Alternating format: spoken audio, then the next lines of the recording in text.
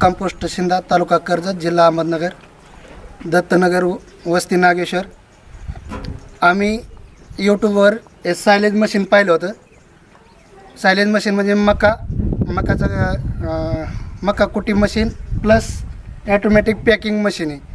या मशीनपासून आम्ही 30 ते 25 किलो पॅकिंग करतो.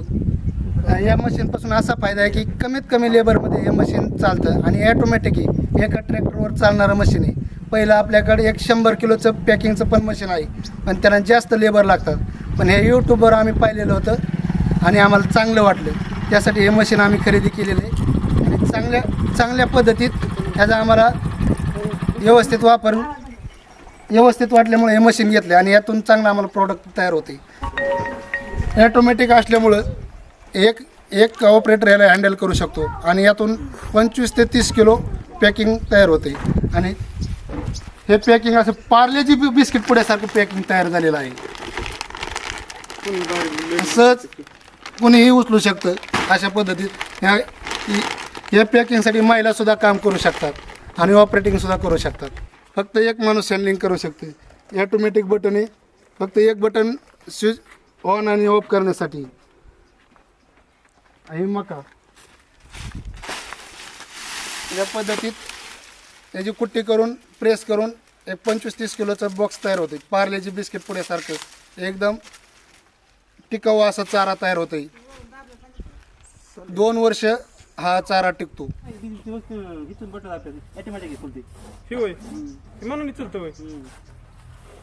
स्टॉपला एक बटन आहे, तेवढं बंद केलं की बंद.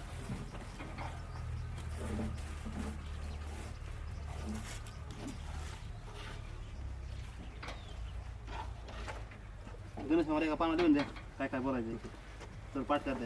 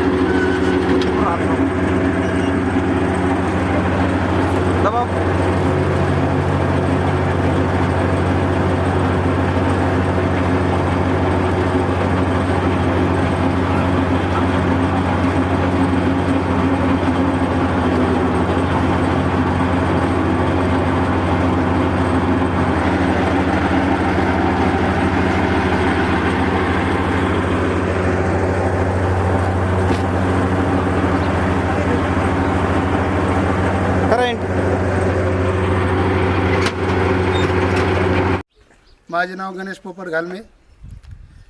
हे आपण कुट्टीसाठी मशीन आणलेलं आहे.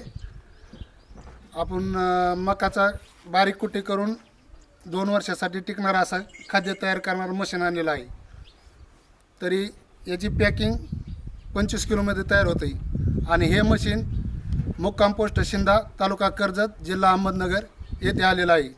आणि आम्ही हे मशीन 7 व्हिजन ॲग्रो शिंदा नागेश्वर वस्ती येथे या कंपनीसाठी आणलेलं आहे. आणि या मशीनपासून आम्हाला खूप असं व्यवस्थित कमी कामगारामध्ये चांगलं प्रॉडक्ट तयार करता येते.